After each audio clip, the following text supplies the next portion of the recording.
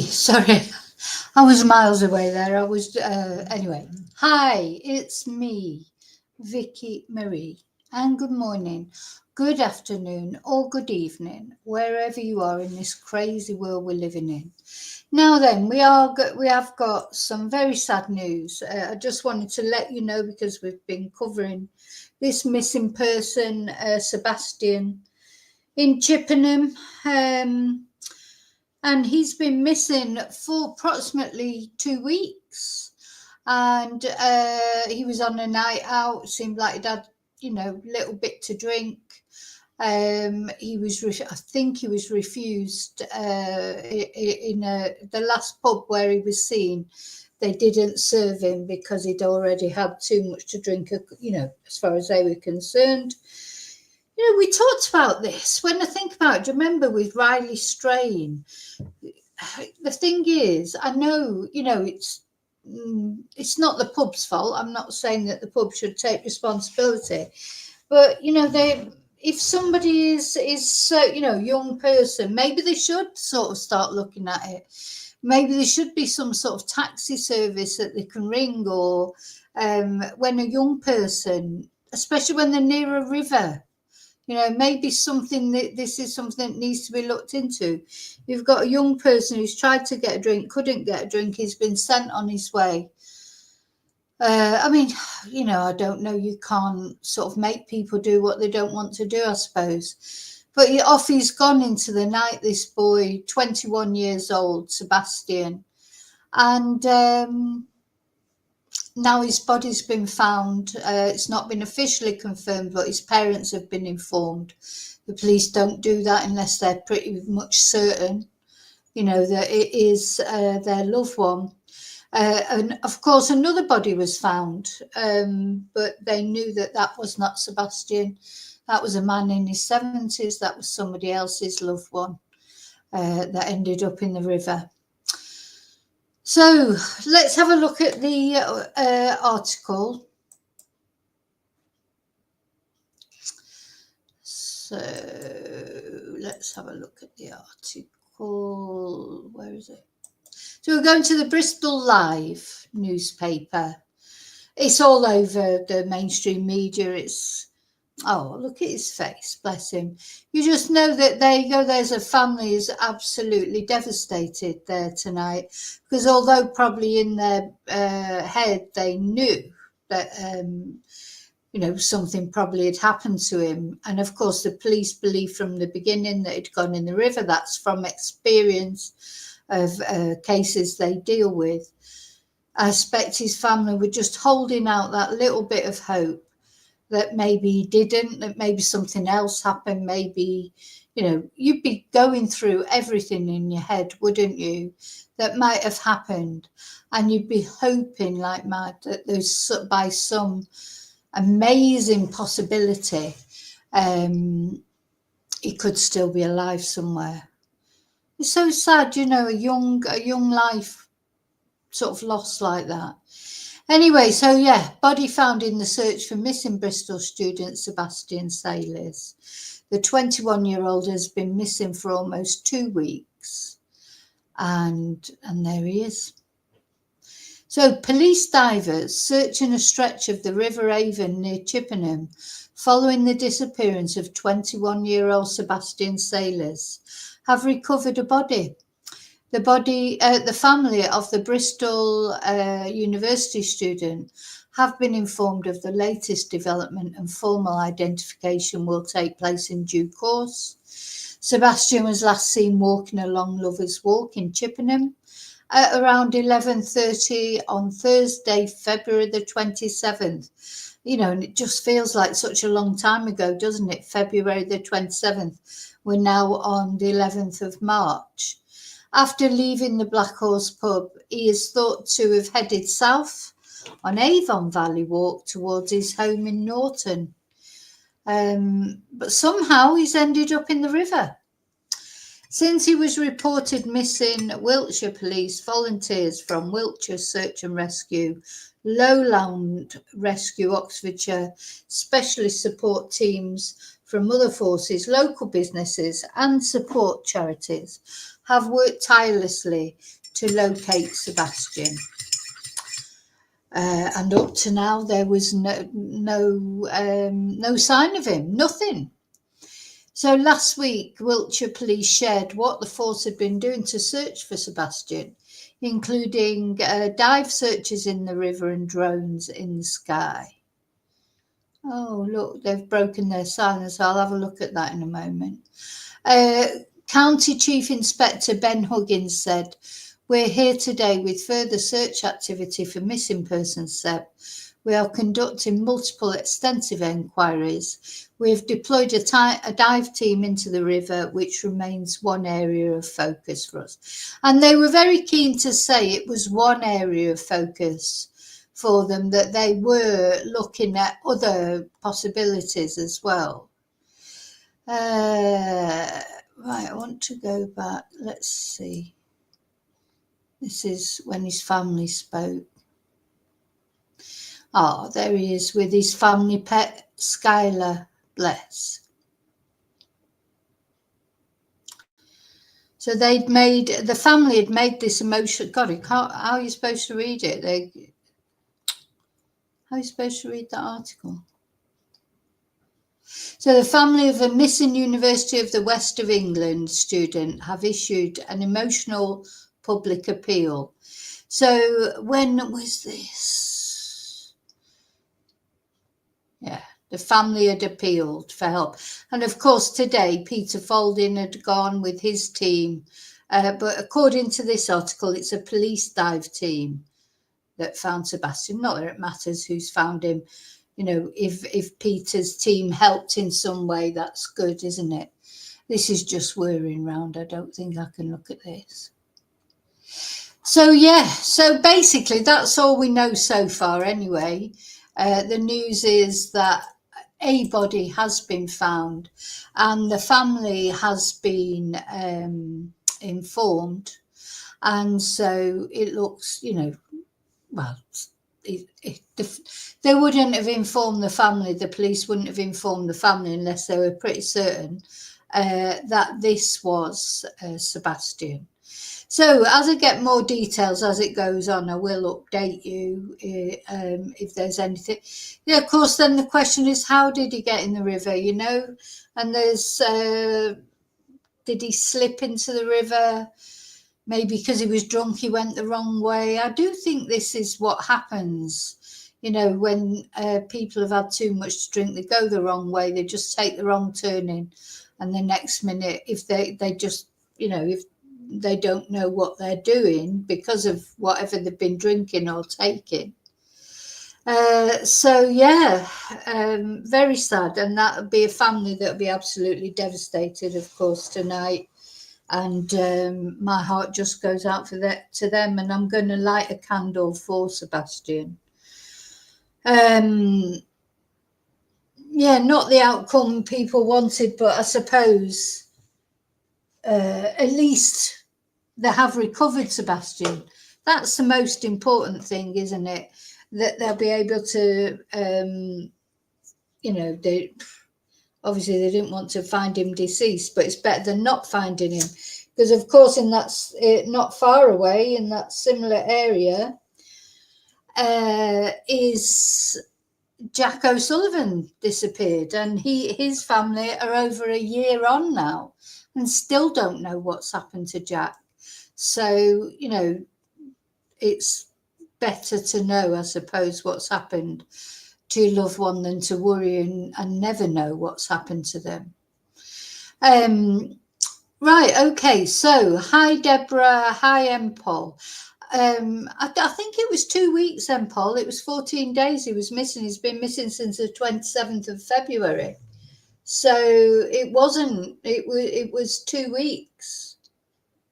So it's, yeah, 12, 13 days. And quite often in these cases, it takes about 3 weeks, doesn't it? 21 days. So that's the sort of, seems to be the average from the cases we've looked at. So it was a bit quicker than that, I suppose. In that case you're talking about, Deborah. over in America, that little boy who went missing, he's been found, unfortunately deceased, hasn't he, in a river. But that was a private diver that found him. I haven't watched the whole video. I was just watching a little bit of the video while I was preparing for this live stream. Let's just have a look at that, actually.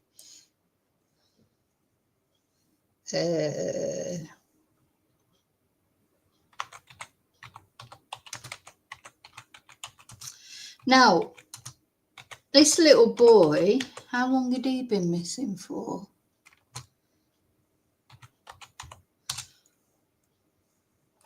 Yes, this is a little boy who had autism, I think. Oh, did he have autism, this little boy? Oh my God. Do you know, just searching for this now, the amount of children found in the river. Because, yeah, that's other children. Gosh, so many. How many people end up going into rivers? I mean, it's just, God, it makes you hate rivers, really, doesn't it?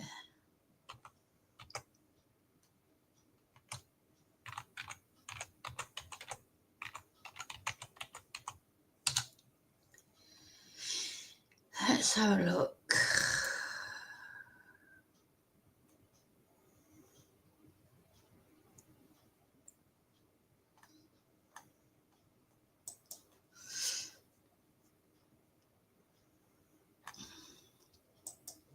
Sorry, I don't think my brain's working properly. I think it's late for me. So we're an hour ahead here in Spain. So, right, okay, found it finally. So Dane, this little boy was called. Just have a quick look at that.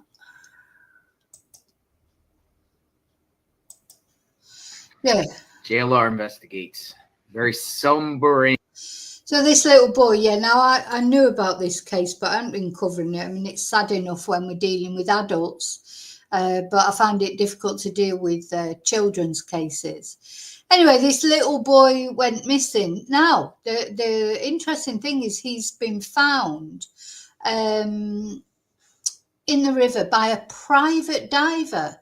So a guy who's not even, not only is not police diver, and the police have been searching for this little boy like mad, and they've not found him. But this boy has been found by he's not even part of a dive group or, a private search team such as Peter Folding's business. It's just a private diver who just went to volunteer to help. And it's him who has found Dane. So again, I'm glad. So his name apparently is Juan Heredia, and this is in Oregon, in the USA, in the Siletz River. Let's have a look at him. JLR got up his Facebook and everything, or his social media. Let's see.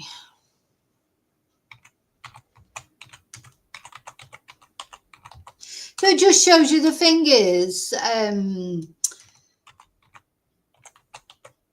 volunteers help, don't they? They do help. Oh, look, here he is. Oh, this one's in Spanish, of course. Is that him? Diver Juan Heredia. Oops. Yeah. Yeah, so, oh, sorry, you can't see it. Got to share it. So this is the diver Juan Heredia, who has found the little boy, Dane Paulson, and he posted 2 hours ago on his own Facebook account. It's over. After 2 hours diving the river, I found baby Dane. So, yeah, very sad again. Very, very sad.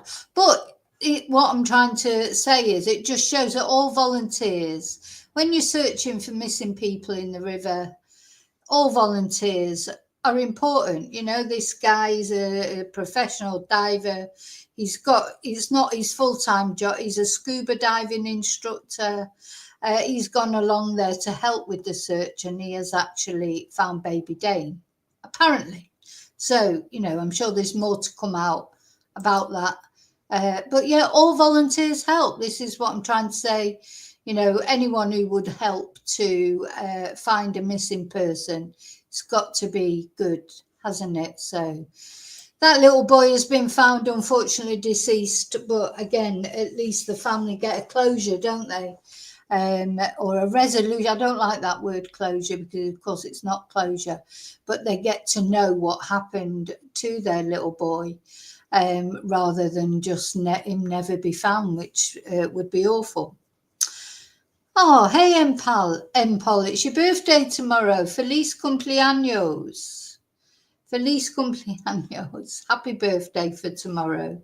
59. You're still just a spring chicken. You're a spring chicken. Okay, so I wanted to just give you that news. There's not much more to say about Sebastian at the moment. I don't think the police have made a press statement. Maybe they'll make one tomorrow, and they'll say, you know, probably the usual no suspicious circumstances. And maybe there aren't any suspicious circumstances. But, you know, it makes you wonder why, you know, was that usual for him to be so sort of intoxicated? And is there some spiking going on? Somebody had made a comment on one of my videos about that. You know, is that, you know, has there some spiking been going on? Because not only Jack O'Sullivan, who's disappeared, and we don't know where Jack is, but then there was the young man Luis, who was found in the river, who'd phoned 999 from the taxi, seemed sort of a bit anxious, etc. Just makes you wonder, doesn't it? Is somebody, you know, slipping things in people's drinks, and then they're, you know, getting lost and slipping into the river? And I was really surprised to hear just a couple of weeks ago, you know, this big fanfare that the government were going to make spiking an offence. I couldn't believe it wasn't already an offence. What do you mean? You know, it like, how has it only just been made a crime? Or it's going to be. I don't know if it's passed through Parliament yet. But how could it be all this time that it wasn't considered a crime? I didn't know that. I thought spiking always was a crime, to spike someone's drink. Anyway, but it's going to be. So there you go. Okay, what we're going to move on to now is another, because I was planning to come on live at some point tonight to tell you about the latest in the John George case. And then, of course, this came up about Sebastian being found. So, you know, I wanted to talk about that as well. So I probably will split this video and just release more. Well, I'll certainly split it for TikTok and release the two, because they're two separate stories, completely unrelated, really. Just about, you know, somebody who's lost a loved one, I suppose. But apart from that, they are completely unrelated. And this, of course, is the story of John George, that we've been following. John George from Northern Ireland, 37 years old, father of two, very much loved by his family, and it seems like very much loved by the community that he comes from. And he came over to Alicante in Spain for a holiday, and then disappeared. And then it transpired that he was booked to return to Northern Ireland. He never turned up for his flight. And then it transpired later on that actually that flight had been booked after John George was thought to be murdered. So while he was here, while he was in Spain, in the Orihuela Costa area of Spain, he was brutally murdered. He was stabbed, he was stripped, and he was shot and he was dumped in a lemon grove in the Rocales area of Alicante, which is like anyway, I've done some footage of the area, but I'm going to do some more footage of it. It's a little bit, you know, it's not miles away from where I am, to be honest, but I am, you know, one weekend I'm going to go up there and take some more footage of it to show you what the area is like.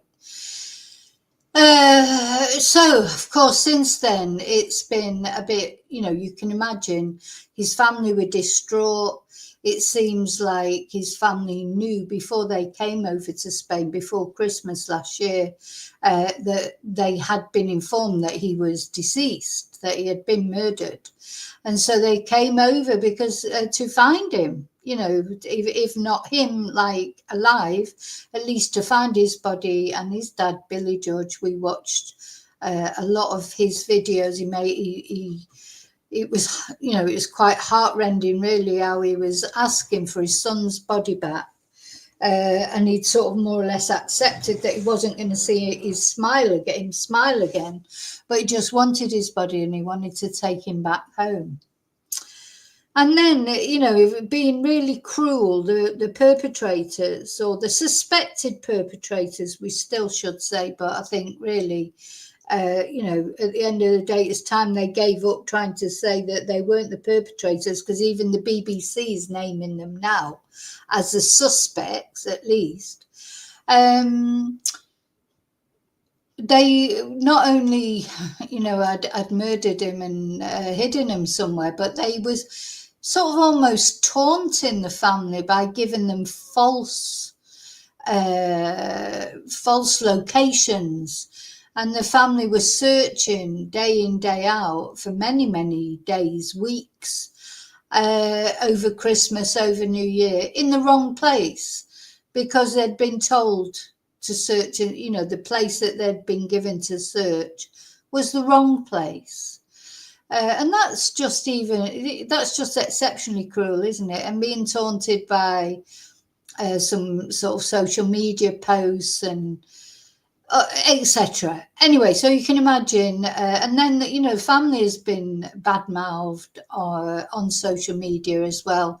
And, you know, even right from the beginning, this family said John George was not an angel, that he'd got into trouble, he had problems with drug addiction, he was involved with things he probably shouldn't have been involved with. You know, but that is that like, does that mean that it's okay that somebody stabs you and shoots you and dumps you in a naked in a lemon grove then, because, you know, you went the wrong way in life at some point and maybe you struggle with your drug addiction, etc. And you know what I think of it, if you watch my channel regularly, you know, nobody, if you think you're perfect or your family's perfect or that could never happen to you or anybody you love, then you're just misleading yourself, I think, because it's there but for the grace of God. Hi, Darren. Hi, Admit. So yeah, anyone can fall off the sort of the right path, if you like, whatever the right path is. So anyway, it doesn't mean to say his family didn't love him loved him any less. Of course, he meant the world to them. You could see that as well. And he's a father, of course, to two boys. So, I mean, this is, you know, he did get involved in a world that you know, he shouldn't have, but at the end of the day he did, and that's all there is to it. And you know, these kind of things, they don't sort of happen overnight either. You know, things, people, especially I think young men, they get involved in things that they shouldn't, and before they know it, they're up to the neck in it, and, you know, they don't know how to get out of it. Now, the thing I want to say as well, and I feel like maybe the suspects in this, maybe that's the same could be said of them. You know, maybe they fell into a life that they shouldn't have fallen into. But, you know, but then John George did not murder anybody. So I don't know. Anyway, so let's have a look. So, you know, in the beginning, I've been very loath to mention any suspects or anything like that until they're mentioned officially. And now we've got the BBC News talking about these suspects. So, at the end of, now we know about Michael Malley, don't we? Because he's gone to the police. How can I put it? He was arrested and he's been released on bail, and he's following his bail conditions. Not sure when the actual case will be held. But the other suspect, Johnny Smith, he's on the run, according to the BBC. So I'm just reading an article from the BBC. So on the run, Northern Ireland man and Czech national named as John George murder suspects. And that's it's a horrible picture, actually, of sort of Johnny Smith with John there, isn't it? So these people were supposed to be John's friends. They're probably involved in, who knows what they're involved in. It's not up to me to mention it, but yeah, John went over, he spent time with these people, and it seems like, well, they're suspects in his murder anyway. Everyone's innocent till proven guilty. But then you've got to think, like, as I say, Michael Malley has at least handed himself in and he's going along with the procedures. Whereas Johnny, he doesn't seem to want to hand himself in. But if he's innocent, why doesn't he hand himself in? I don't understand that. Because what's he going to do? Spend the rest of his life on the run? Just seems, he'd be better off, especially if he's got nothing to hide. If he's innocent, go ahead, talk to the Guardia, go through the process. So this was the BBC Spotlight. The men that Spanish police suspect were involved in the murder of John George is a Belfast man on the run from the authorities and a Czech national. An investigation by BBC Spotlight has found John George from Belfast was missing for 21 days in Alicante in December before his body was discovered. In the time between his disappearance and his body being found, the search generated huge online attention. And I think that was thanks to his family's sort of tenacity. They wanted John's story to be broadcast. They wanted people to talk about John. They wanted him to be found. Families react differently, don't they? Some families prefer privacy. Everybody's different. I think John George's family, they knew that social media was the way to get the word out there, encourage people to make videos and show his face, and so lots of people helped with the search. They got a massive amount of support, especially in Northern Ireland. It was just heartrending watching Billy, especially his dad, begging for his son's body. We watched videos of Billy George crying, begging for them to return his body to them. That you can't fail but to be moved by that, I think. And if you're not moved by that, well, there's just something wrong with you. So in the Johnny Smith, a 26-year-old originally from Belfast, but who had been living in Spain, is named in international arrest warrants. So it seems like now, quite freely the mainstream media and even the BBC are mentioning Johnny's name and showing his photo. Hi, Tracy. So, that's something new, I think, because in the beginning, nobody, apart from social media, the mainstream media weren't mentioning any names or showing his photo. It was all just an unknown suspect, etc. So Michael Malley, so the other guy, who's the one who sort of has been arrested and bailed, was a former member of the French Foreign Legion from the Czech Republic. Gosh, you think, how do you end up joining the French Foreign Legion? I wasn't, you know, you wouldn't even think of it still existing. You know, I've seen films about it. But he has already appeared in court in connection with the murder. But no one has been convicted for the murder, and that's it. Everyone's innocent till proven guilty. And neither of the this is interesting because it says neither of the suspects responded to the BBC's request for comment. Well, how are you going to get in touch? I mean, Michael Malley is, you know, he's had to register his address and everything with the Guardia Civil in Spain. But how would they get Johnny Smith if he's on the run? How would they get him to give a comment? Anyway, during John George's disappearance, his family's search for answers garnered widespread attention. And the last words he ever spoke to them, according to the BBC, were, "Right, Ma, love you, I'll see you soon." So John seems like he had a very good relationship with his family, even though I expect he had them pulling their hair out over the years with the, you know, the fact that he sort of got involved with things he shouldn't have got involved with. There's clearly close bond there between them all. He had a very close bond with his mum. And, you know, they clearly loved him despite his failings. I mean, the thing is, in your loved ones in your family, sometimes they do things you don't agree with, you know, or drive you to exasperation, but you'll always love them, won't you? You know, at the end of the day, you'll always love your family. So,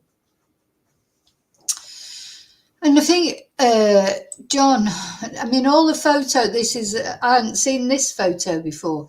Every photo you see of John, he's always got that big smile, you know, and he was loved. He was loved by his family, and he was not only his family, he was loved by a lot of people. So his father, Billy, said that John had remained close to the family, even as his struggles with drug addiction saw him slip further into criminality. And I do think it is like a slippery slope, isn't it? You know, nobody sort of, you know, thinks that they're going to end up being, you know, stabbed, murdered and dumped in a lemon grove, that's how their choices are going to end up. You know, it doesn't make it right just because you do sort of fall off the wayside. It doesn't make it right what's happened to him. So there still should be justice for him, and whoever did it to John, whoever is the perpetrator, seems to be that Michael Malley and Johnny Smith are blaming each other. But the thing is, one of them did it. Somebody did it at the end of the day. You know, he didn't do it to himself. And it's Michael Malley who has handed himself in. And why is Johnny Smith not handing himself in if he's got nothing to hide? He should take it, you know, he should take his chances with the system if he's got nothing to hide. So after travelling to Spain in December for a holiday at the home of a friend, the 37-year-old disappeared, and despite weeks of searching, huge online interest in the case and feverish speculation from true crime enthusiasts. Is that me? Feverish speculation.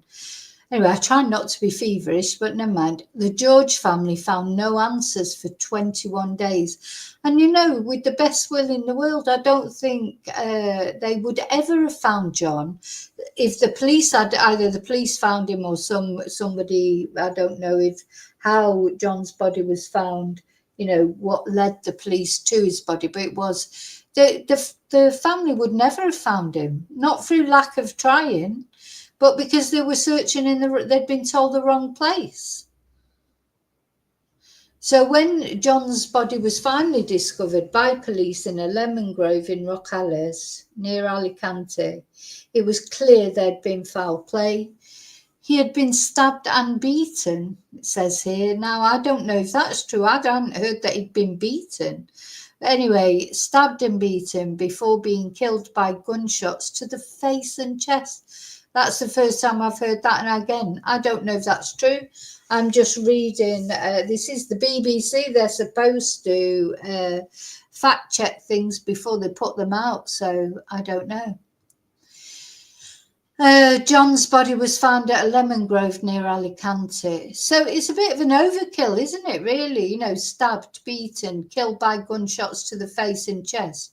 So what was this? You know, was it some sort of hit, or was it just an argument after, you know, a lot of drinking and drug taking, etc.? That I don't know if we'll ever know that, to be honest. I don't know if we'll ever know the full story, because to get the full story, people have to start telling the truth.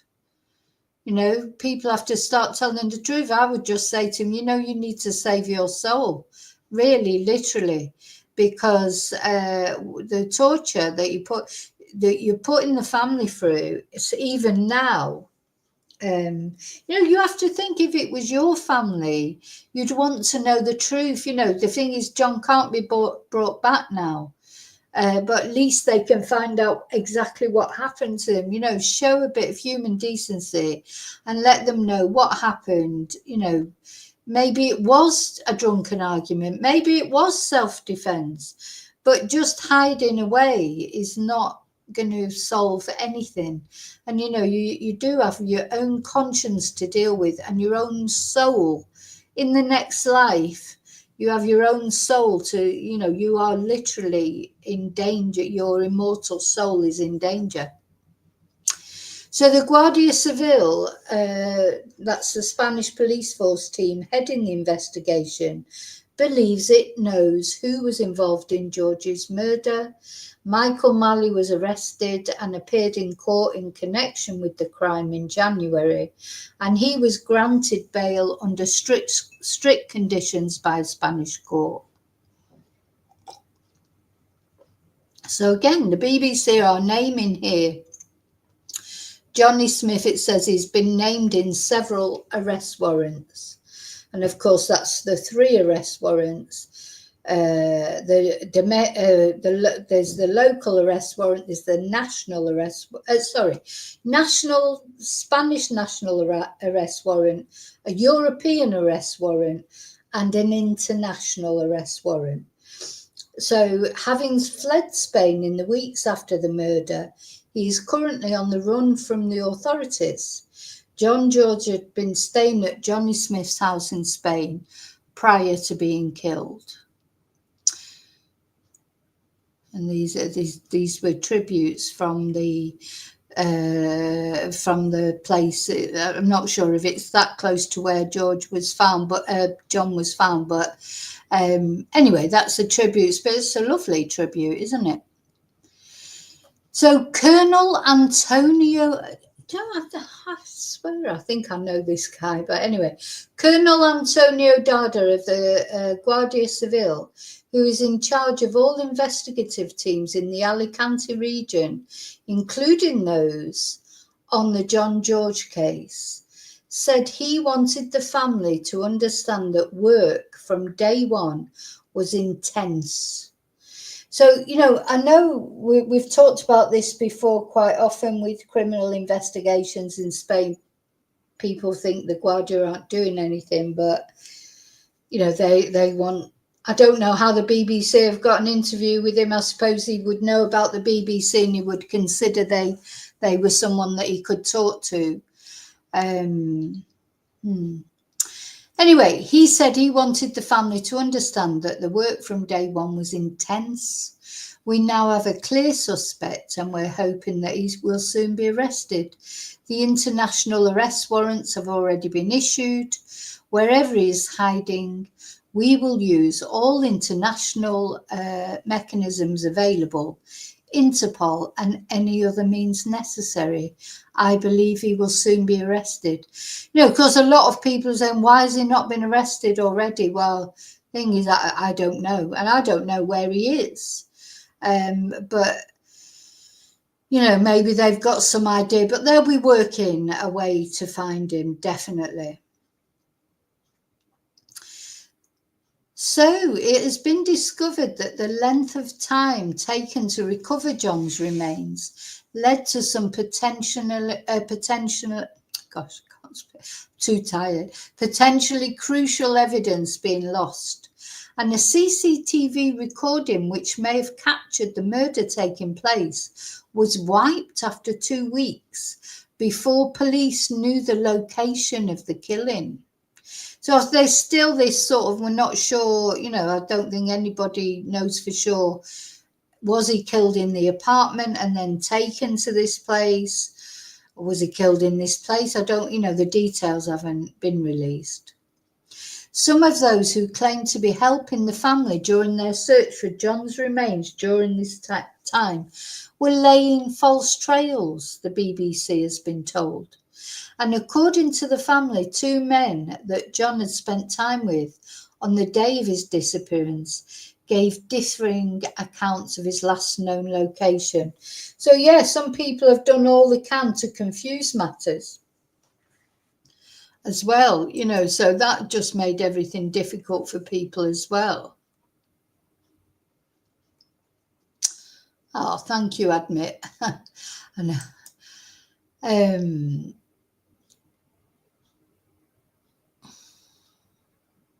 yeah, and it's true. So this is Billy, and of course, Billy just got, led not only Billy but the rest of the family sent here, there, and everywhere to places that it wasn't where it was. I mean, can you imagine what that's like? Whatever anybody thinks, some people sort of judge the victim, don't they? Oh, well, he was involved in this world, and and he did this and he did that. But imagine how it was for the family. Imagine if it was your loved one, they're dead. You're looking for a body. You're not even looking for a live person. You're not going to see your son or your loved one smile again. But you still want to find the body, of course. And so you're frantically, not only that, but in a foreign country. So you've got to go over to a foreign country where you don't speak the language. You don't understand the way things work in that country. It'd be frustrating because the Guardia is so secretive about everything. You've got all that to contend with, and as if that's not enough, you've got people telling you, giving you false locations. So you're searching day in, day out, from dawn to dusk, in places where, when John was found, he was miles away from where they'd been told that he was. I mean, that's just horrible, isn't it?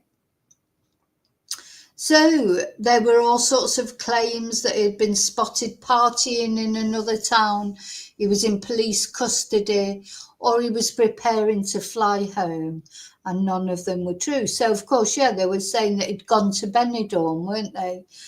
Or that they'd been stopped by the police and maybe he was in police custody. They were given so many red herrings, false leads, etc.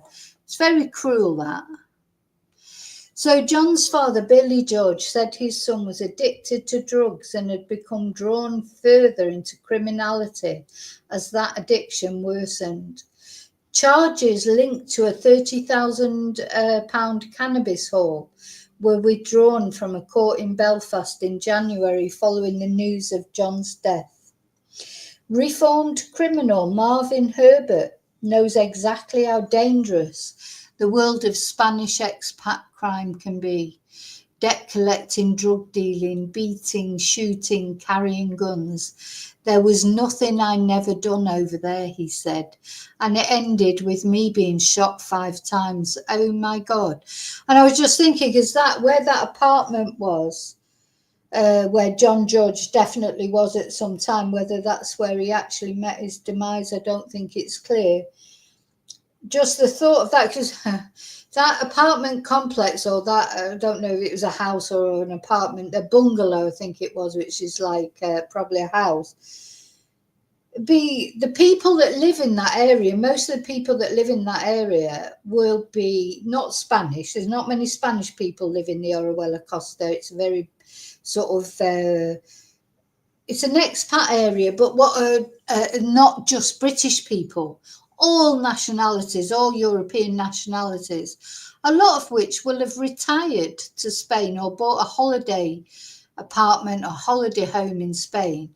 And they'll be like the most sort of law-abiding, probably pensioners, a lot of them.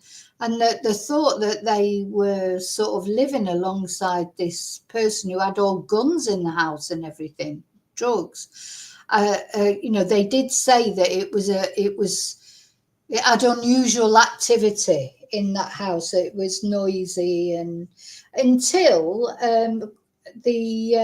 after John probably was murdered, and then apparently it all went quiet and they never saw anybody. But so incongruous, in that neighborhood. It's not a neighborhood where a load of young people live, etc. It's a neighborhood where probably a lot of pensioners live, and they would have been mortified to know that somebody was living in their midst and they had guns and drugs and God knows what. So this guy, I don't know who he is, but he's obviously some sort of famous criminal or infamous criminal. He has seen firsthand how those connected to the drug trade view minor criminals like John George. Target, simple. That's him, because who's going to complain when he's not here? Who's going to complain when he gets a slap? Like, what is he going to do? And that's how the criminals, according to him, think about stuff. It's just vicious. Very sad. So yeah, I don't know whether it will all ever come to light exactly why was John murdered. I mean, there's normally a reason. It might not be a reason that we understand even in with criminals and that, they're going to kill someone for a reason, either to teach them a lesson, or I don't know, is in response because, was it to do with the 30,000 pounds worth of cannabis that ended up getting confiscated? It seems a cheap price, really, for a man's life, or maybe trying to sort of make sense of it is not something we can ever do. I don't know, but there is normally a reason. Even that, as I say, even if it's not a reason that we would think, oh yeah, that's a good reason, there's normally a reason. Unless it was just maybe an argument that got out of control, bickering. It has been said, one of the people who was there has said that it might have been something to do with, like, how can I put it, like an argument that broke out. And the thing is, when people are high and drunk and there's guns around, it's likely, nothing good's going to happen, is it? So very, very, just sad for this family. So yeah, for them coming out, they had to come out to a foreign country where they didn't even speak the language, look for their loved one's body, and then finally at least they could take him home and they could have a funeral for him. And now it's all about justice. They want to see the justice. They want to see whoever did that to John to be held accountable. And of course that's led to frustration.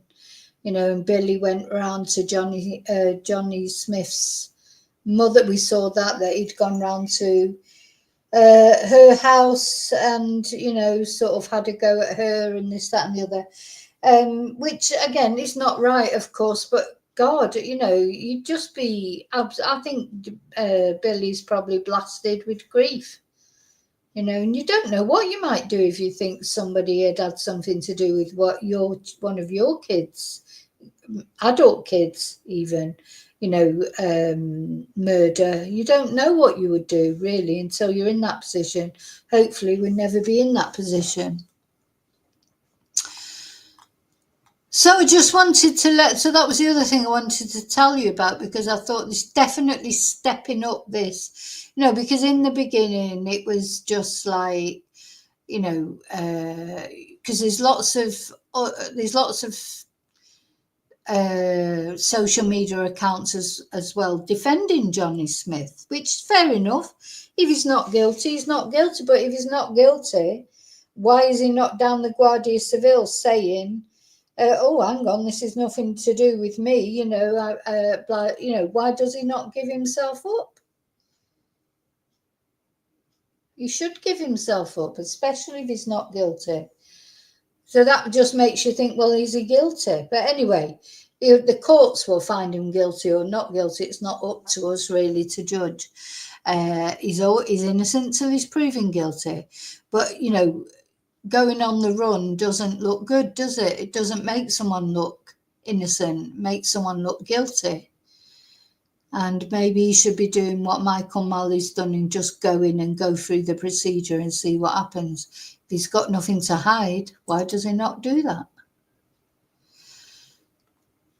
Okay, so I'm going now because I'm going to bed, because it's quite late here now. It is nearly 11:30. That's well past my bedtime. But I just wanted to give you those two bits of news. So the first bit of news, of course, was that very sadly, Sebastian has been found in the river in Chippenham. He's, a body has been found and the police have notified his family.